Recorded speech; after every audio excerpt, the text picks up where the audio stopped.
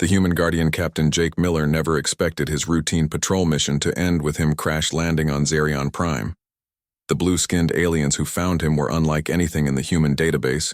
Queen Zara stood 7 feet tall with silver eyes that seemed to pierce right through his soul.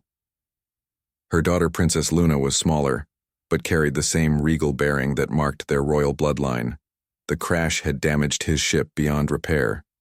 Jake knew he was stranded on this alien world for weeks, maybe months. The Queen offered him shelter in exchange for something unexpected. She wanted him to guard her daughter. Jake thought it would be simple babysitting duty until he learned why Luna needed protection. The Zerion Empire was in the middle of a civil war. Queen Zara ruled the northern territories while her brother King Vex controlled the south. Both claimed the right to rule the entire planet. Luna was the key to everything as the next in line for the throne. Whoever controlled her would have the strongest claim to power. Jake soon discovered that Princess Luna was not like other Zerion children. She was curious about everything, especially humans. She asked endless questions about Earth and human customs. Her favorite topic was human stories of bravery and adventure. Jake found himself telling her tales of human explorers and warriors. The first attack came at dawn.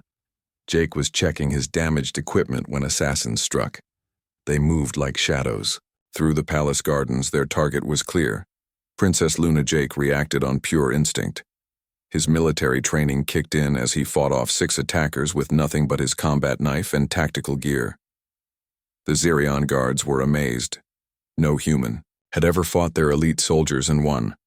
Queen Zara watched from her balcony as Jake single-handedly protected her daughter. The princess clung to Jake afterward, calling him her human shield. Jake realized this was more than a simple guard duty.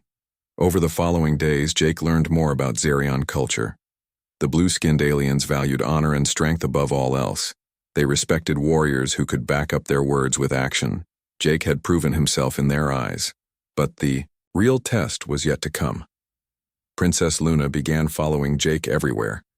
She wanted to learn human fighting techniques and Earth survival skills. Jake taught her basic self-defense and how to think tactically. The young princess was a quick learner, with reflexes that impressed even her human teacher. Queen Zara observed their training sessions with growing interest. She had never seen her daughter so engaged with learning. The Queen began asking Jake about human military tactics and Earth strategies. Jake shared what he could while being careful not to reveal classified information. The second attack was more coordinated. King Vex sent his best warriors to capture Princess Luna. They struck during the night festival when security was focused. Elsewhere, Jake had anticipated this move and prepared accordingly. He had studied the palace layout and identified every possible escape route. When the enemy forces breached the palace walls, Jake was ready. He moved Princess Luna to a secure location, then engaged the attackers in the main courtyard. His human weapons and tactics confused the alien soldiers. They were not prepared for his unpredictable fighting style. Jake used the palace architecture to his advantage. He turned doorways into choke points and used the garden fountains for cover. The Zerion attackers expected traditional sword combat, but faced modern human warfare. Instead, Jake picked them off one by one until only their leader remained. The enemy commander was twice Jake's size with 4 arms and razor-sharp claws. Jake knew he could not win in a direct fight, so he used his intelligence instead. He lured the commander into the throne room where crystal chandeliers hung from the high ceiling. One well-placed shot brought the massive fixture crashing down. Queen Zara arrived with her reinforcements to find Jake standing over the defeated enemy commander. Princess Luna emerged from her hiding spot and ran to her human protector. The Queen looked at Jake with new respect in her silver eyes. That night, Queen Zara made Jake an offer that surprised him. She wanted him to stay permanently as Luna's guardian and military advisor. Jake's human perspective could help them win the Civil War. The Queen promised to help repair his ship once the conflict ended. Jake considered the offer carefully. He missed Earth and his old life, but something kept him on Prime. Princess Luna had become like a little sister to him.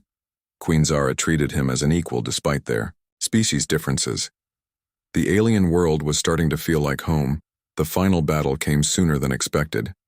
King Vex gathered his entire army for one last assault on the northern capital. Jake helped plan the defense using combined human and Zarion strategies. The result was a victory that secured Queen Zara's rule over the entire planet after the war ended. Jake had a choice to make.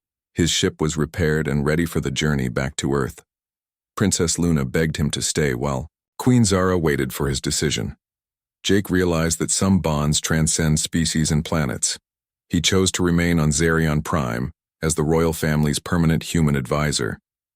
Jake became the bridge between two worlds, sharing human knowledge while learning alien wisdom. Princess Luna grew up with the best of both cultures under his guidance. Years later, when human diplomatic missions arrived at GalacticPrime, they found a thriving alliance Jake had helped create, the princess who once needed. A guardian had become a wise ruler herself. Queen Zara's trust in one human had changed the fate of two species forever.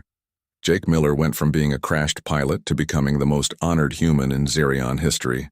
His story became legend on both worlds, proving that sometimes the greatest adventures begin with an unexpected detour.